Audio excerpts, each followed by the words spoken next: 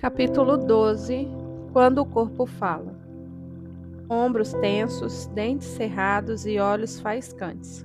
Cabeça erguida e ligeiramente inclinada para o lado, em sinal de arrogante desinteresse. A mulher caminha com rapidez e firmeza no meio da multidão, consciente daqueles que estão ao seu redor apenas quando eles tomam conhecimento de sua presença. Está preparada para empurrar ou repreender quem se colocar em seu caminho. De certa forma, ela procura conflito, pois ele lhe dá propósito e a oportunidade de extravasar parte da tensão acumulada que ela sente expandir-se em seu íntimo. Quanto mais tempo leva para liberar essa tensão, mais irritada a mulher ficará e mais exasperação causará a outras pessoas. Ela se aborrece no meio da multidão, no trabalho, na igreja, no carro, no supermercado, em casa. Não tem onde se refugiar da raiva. No momento, ela não sabe ao certo se deseja encontrar refúgio. A raiva lhe confere poder e força, fazendo-a se sentir invulnerável. Ninguém sabe quando ou onde ela vai explodir novamente. Ela gosta de gerar essa incerteza e de deixar um rastro de caos por onde passa. Quando tudo está fora de controle, é ela quem está no controle. Somente ela sabe o que realmente está acontecendo.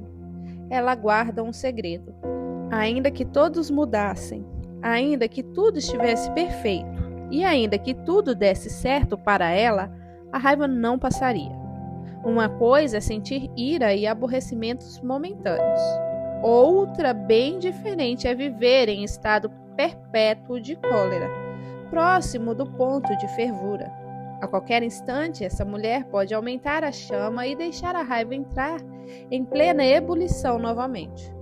Funcionários, conhecidos e entes queridos aprenderam a evitar a todo custo que isso aconteça e procuram ansiosamente agradá-la. Os mais sábios descobrem que isso, contudo, é impossível e se afastam. Ela não se importa. Não se permite ter essa preocupação. É jovem, é forte e encontrará outros relacionamentos. Há uma outra mulher. Seus ombros estão sempre curvados para frente, como se estivesse se escondendo debaixo de um chalé que a envolve apertadamente. Seu olhar assustado se move depressa, reagindo a medos invisíveis, e depois ela assume a mesma expressão distante, cheia de decepção. Seu pescoço também é curvado para a frente, sobre o peso da cabeça, que se inclina com vergonha. Ao contrário da outra mulher, ela tem grande consciência das pessoas ao seu redor. Imagina que olham para ela com desprezo e falam dela em sussurros de desdém. Por isso, ela se encolhe na presença dos outros. Não é uma ameaça para elas, pelo menos não da mesma forma que é para si mesma. Ela caminha hesitante por um mundo de desconfiança e medo, sentindo-se usada e maltratada. São os outros que controlam a sua vida. Nada é justo. Ela é a vítima. É cheia de raiva, mas esconde dentro de si. Por onde ela passa, a rejeição a segue como uma sombra.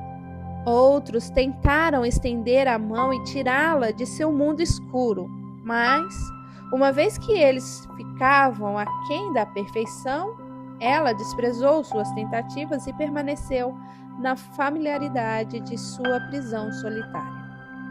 Fui magoada repetidas vezes e não vou deixar que isso volte a acontecer, resmunga ela com determinação, enquanto vai se arrastando pela vida, como um imã que atrai exatamente as ofensas que ela teme.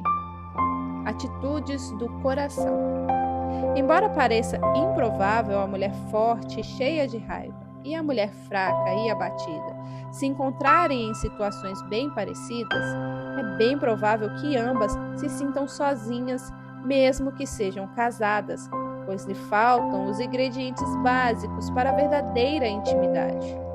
Os anos se passam e talvez elas cruzem uma com a outra na rua e vejam refletidas uma na outra as linhas na testa franzida com rugas prematuras, os punhos semicerrados e as costas encurvadas sobre um peso invisível. Talvez você pergunte: essas não são decorrências normais do envelhecimento? Sim ou não? Ninguém escapa da passagem do tempo e da força da gravidade. No entanto, nossa reação ao que acontece ao longo dos anos determinam a prontidão de nosso sorriso, a luz de nossos olhos e a suavidade de nossas expressões.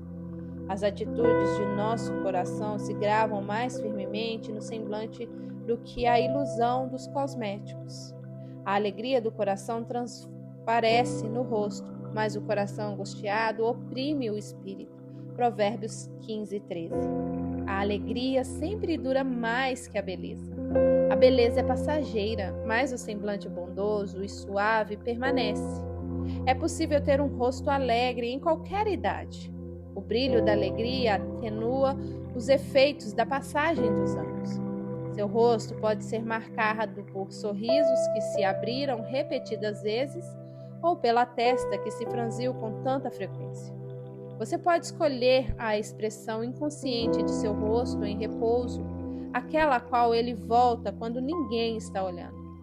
Essa expressão reflete o tema de seu diagnóstico interior ou das meditações de seu coração. O inverso também é verdade. Como o vento do norte traz chuva, assim a língua fingida traz o olhar irado. Provérbios 25:23. Palavras feias que brotam de um coração amargurado produzem um semblante carrancudo, tão certamente quanto quem semeia vento colhe tempestade. Lembre-se de que Jesus nos disse que não é o que entra na pessoa, mas o que sai dela que a contamina. Quando permitimos que a amargura jorre de nossa boca, é inevitável que ela apareça em nosso rosto. Se cometermos a tolice de nos vestir de fúria ou de nos cobrir com o manto de questões passadas não resolvidas, cedo ou tarde, sem falta, essa escolha esgotará nossa vida. Destruiremos relacionamentos ao nosso redor e então nos voltaremos contra nós mesmas em ira destrutiva. É o que acontece quando o alvo de nossa ira são os outros ou nós mesmas. A ira pecaminosa ou a raiva nos faz empurrar para longe aqueles de quem precisamos e a quem desejamos ter por perto. Todos nós precisamos de relacionamentos que nos proporcionem apoio e permitam que nos desenvolvamos e cresçamos ao longo da vida. A raiva habitual semeia suspeita e o medo onde deveria haver confiança, violência onde deveria haver segurança e hostilidade onde deveria haver intimidade. A natureza feminina. A mulher foi projetada com cuidado e ternura. Não fomos formadas com ângulos pronunciados, mas com curvas suaves.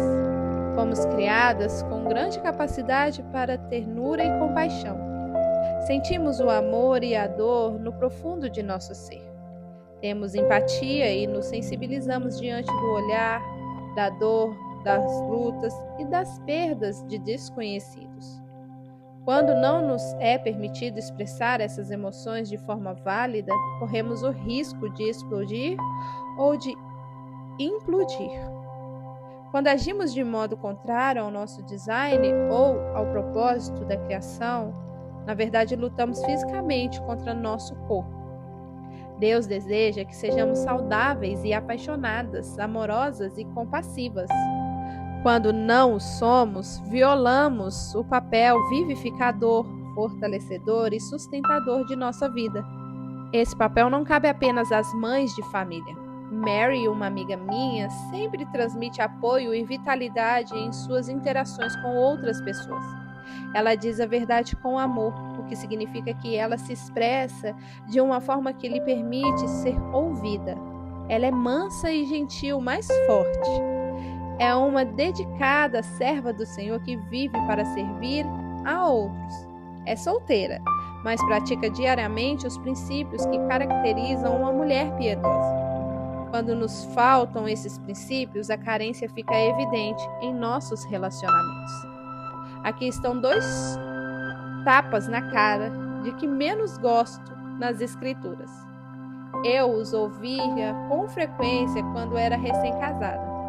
Melhor é viver num canto sobre o telhado do que repartir a casa com uma mulher briguenta.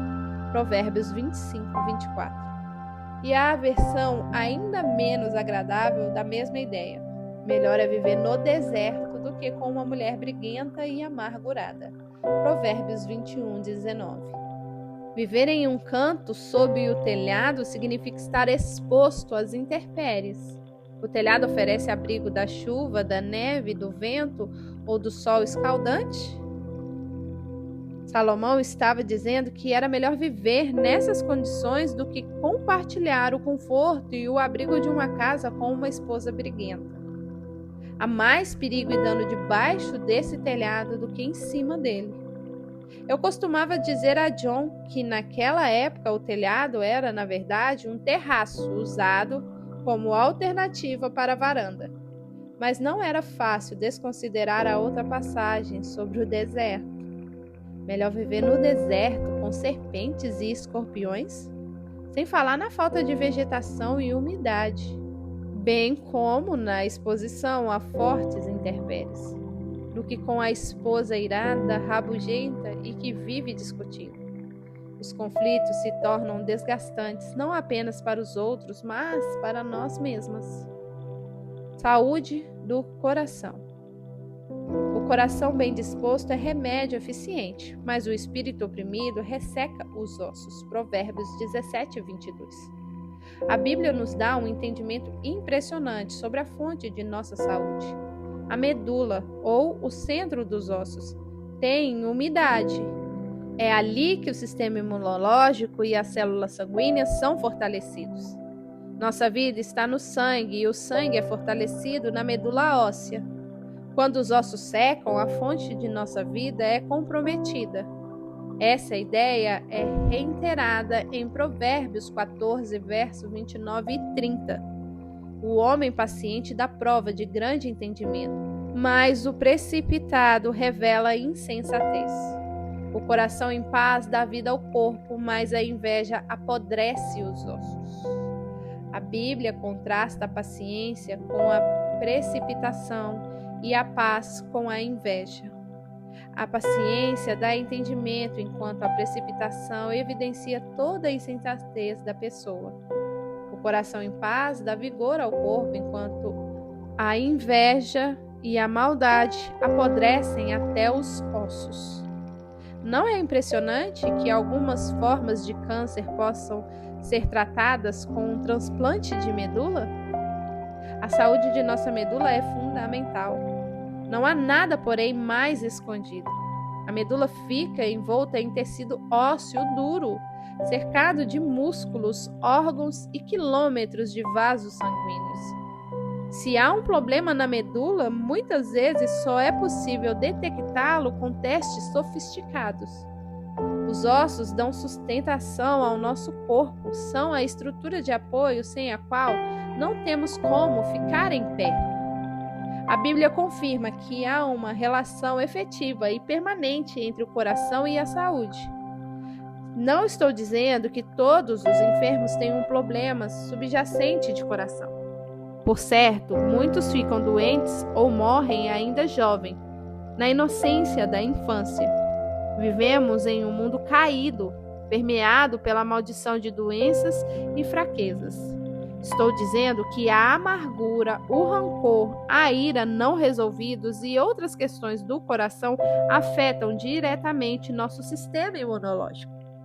No livro Make Anger Your Ally, Faça da ira sua aliada, Neil Clark Warren relatou que o ressentimento e próximo dele, em segundo lugar, a frustração, estão associados com mais frequência a males que causam desconforto. Warren relacionou exemplos desses males comuns provocados pela ira não resolvida. enxaqueca, problemas de estômago, resfriados, colite e hipertensão. Outros estudos incluíram doenças como alguns tipos de artrite, vários problemas respiratórios, problemas de pele, pescoço, coluna e até câncer. Sei que fatores genéticos e outras questões externas, como estilo de vida e dieta, precisam ser levados em consideração, mas a Bíblia declarou, muitos séculos atrás, aquilo que estamos descobrindo hoje. Provérbios 3, do 5 ao 8, traz rica sabedoria a respeito de como devemos viver. Confie no Senhor de todo o seu coração e não se apoie em seu próprio entendimento. Reconheça o Senhor em todos os seus caminhos e Ele endireitará as suas veredas. Não seja sábio aos seus próprios olhos. Tema ao Senhor e evite o mal, e isso lhe dará saúde ao corpo e vigor aos ossos. Essa passagem traz uma promessa.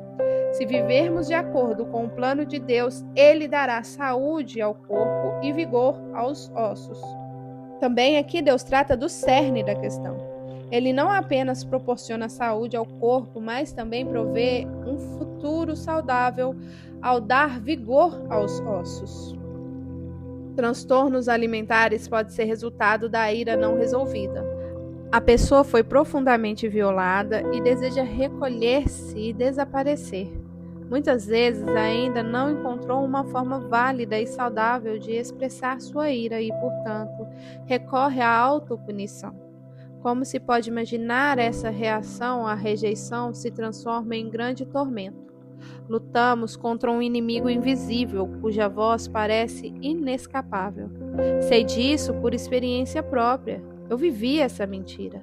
Se você luta com esse problema, meu livro You Are Not What You Weight, Você Não É o que Você Pesa, pode ser de grande ajuda. Se você é mais jovem, talvez não tenha visto os efeitos da ira descontrolada. Se é mais velha, é provável que saiba do que eu estou falando.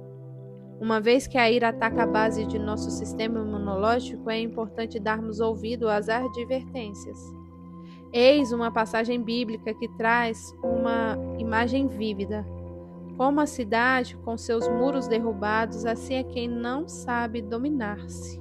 Provérbios 25, 28. Outra versão diz, como uma cidade destruída e sem muros, assim é um homem que não pode se conter. Muros intransponíveis. Nos tempos bíblicos, era comum construir muros ao redor da cidade para protegê-la. Os muros eram um obstáculo que mantinha de fora animais selvagens e inimigos. Não estamos acostumadas a esse conceito, mas as cidades antigas eram cercadas por muralhas intransponíveis que serviam de advertência para quem estivesse do lado de fora. Só permitiremos que você entre quando soubermos que não representa uma ameaça. Também serviam de barreira de proteção para aqueles que viviam ao lado de dentro dos muros. As portas da cidade eram fechadas todas as noites e abertas novamente pela manhã. Os habitantes aprendiam a confiar nos muros e nos guardas junto às portas, que os protegiam de invasores e vandalismo. Em tempos de quarentena, os muros também isolavam os doentes dos outros habitantes. Serviam até como barreira contra o vento, a chuva e a tempestade do deserto. Nesse contexto, imagine uma cidade sem muros que foi conquistada e saqueada. Inimigos e invasores entram e saem quando bem entendem. Durante o dia, a cidade está à mercê de ladrões, bandidos e exércitos inimigos. Não há onde esconder qualquer coisa de valor. À noite, chacais e outros animais selvagens vasculham as ruínas na escuridão e enchem os habitantes de medo. Infecções e doenças se esgueiram pelas sombras. Quem gostaria de viver em um lugar desprotegido, onde não há abrigo algum? Quando não governamos nosso espírito, habitamos em um lugar sombrio, como esse. Nosso coração deixa de ser um refúgio de segurança e paz e torna-se então uma espécie de cidade invadida e saqueada. Enquanto fugimos de um invasor, somos atacados por outro. Preocupamos-nos continuamente com nossa segurança, mas ela é uma realidade impossível. Tudo que havia de real valor foi levado embora, e aqueles que protegiam a cidade foram reduzidos a uma guarda simbólica. O inimigo circula livremente sem nenhum respeito quanto aos parâmetros interiores e exteriores de nossa vida. A frustração se torna nosso pão diário e a tristeza e o arrependimento nossa porção. Depois de anos defendendo essa cidade indefensável, muitos de nós vão se esconder em um canto escuro das ruínas. E se mesmo depois de perceber que morte e vida se encontram no poder da língua, ainda comemos frutos amargos. Saímos da terra do Egito cheias de raiva, amaldiçoando em vez de abençoar. E em vez de encontrar a terra prometida, descobrimos que nosso casamento e outros relacionamentos estão em um deserto de ruínas. Todas as fortalezas nas quais havíamos depositado nossa esperança foram destruídas. Até mesmo o templo de nosso corpo físico está sofrendo a devastação de anos de raiva irrefreada e palavras de ódio. O que nos resta? Como a cidade arruinada poderá ser reconstruída? Depois do arrependimento vem a reconstrução. Você se arrependeu. Agora é hora de iniciar o processo de cura. De acordo com Provérbios 15:4, o falar amável é a árvore da vida, mas o falar enganoso esmaga o espírito. No lugar da língua enganosa, use palavras que curam. Comece a pronunciar palavras vivificadoras a respeito de suas circunstâncias. Aprenda a palavra de Deus e a devida aplicação a seu casamento, seu trabalho, seus filhos e suas amizades. Comece a abençoar essas áreas de sua vida e recuse-se a amaldiçoá-las. Deixe a palavra de Deus transformar sua alma e você colherá fisicamente os benefícios. O apóstolo João escreveu ao seu amigo Gaio: Amado, oro para que você tenha boa saúde e tudo lhe corra bem, assim como vai bem a sua alma. 3 João 1:2. O bem-estar de sua alma afeta sua saúde. Não é possível separar as duas coisas. Elas estão intimamente entrelaçadas. Embora as palavras não possam causar dano físico imediato, a Bíblia as compara a uma arma letal. Há palavras que ferem como espada, mas a língua do sábio traz a cura. Provérbios 12:18. Posso quase imaginar um adversário enfurecido atacando e investindo violentamente contra outro. Palavras cheias de cólera e pronúncias aos brados são acompanhadas de golpes penetrantes e dolorosos. Um deles traspassa o ombro, o outro o estômago. Outro ainda o antebraço. Primeira vítima fica atordoada, depois horrorizada e, por fim, prostrada ao chão. Faz um balanço dos ferimentos e vê o sangue manchar toda a parte superior de seu corpo. Senta-se atordoada e fraca e fecha os olhos por um instante. É envolta em uma espessa neblina escura. Então ela ouve outra voz. É mansa e gentil. No lugar da escuridão, uma névoa morna e dourada se espalham ao seu redor. As palavras de cura neutralizam as palavras pronunciadas para ferir. Ela sente um suave calor acalmar a dor fria e ardente. Cada palavra agradável tem efeito restaurador. A pessoa antes prostrada desperta como que de um sonho e descobre-se restaurada. As feridas causadas pelas palavras foram curadas. As palavras agradáveis são como um favo de mel, são doces para a alma e trazem cura para os ossos. Há caminhos que parecem retos ao homem, mas no final conduz à morte. Provérbios 16, 24 e 25. Muitas vezes pode parecer correto expressar abertamente nossas queixas, permitindo assim que as emoções ocupem o centro do palco e sejam plenamente extravasadas. Imaginamos que, ao articular essas palavras, estamos nos libertando e informando outros. Na verdade, porém, estamos ferindo as outras pessoas e a nós mesmas. E sem que pudéssemos nos dar conta, nossos pés saíram do caminho da vida e se desviaram para as veredas da morte. Não há como evitar a ligação entre raiva doentia e qualidade de saúde física.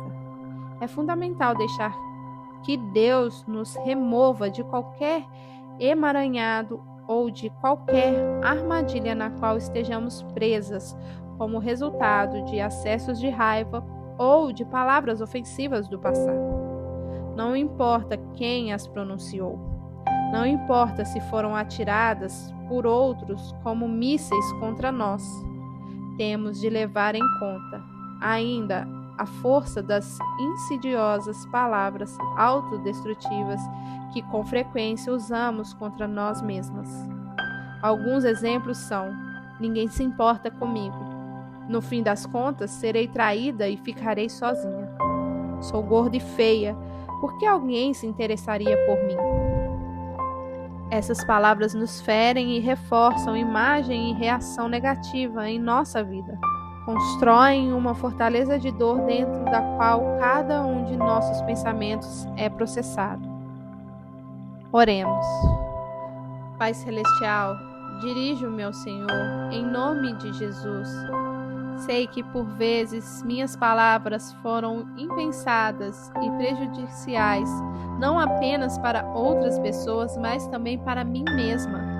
Senhor, que minha língua se torne instrumento de cura, que minhas palavras sejam agradáveis como um favo de mel, e que tragam cura e restauração para a alma. Dê-me cura profunda até os meus ossos e saúde e força no cerne de minha estrutura e de meu sangue. Que qualquer podridão seja substituída por vigor. Que qualquer amargura seja removida de mim. Use-me para ser instrumento de cura na vida de outras pessoas. Permita que eu abençoe aqueles que foram amaldiçoados. Ensina-me a abençoar aqueles que me amaldiçoam. Enquanto guardo minha boca, peço que o Senhor reconstrua os muros de proteção ao redor de minha vida. Eu me alimentarei de sua bondade, pois quando as tuas palavras foram encontradas, eu as comi. Elas são a minha alegria e o meu júbilo, pois pertenço a ti. Senhor, Deus dos exércitos. Jeremias 15:16.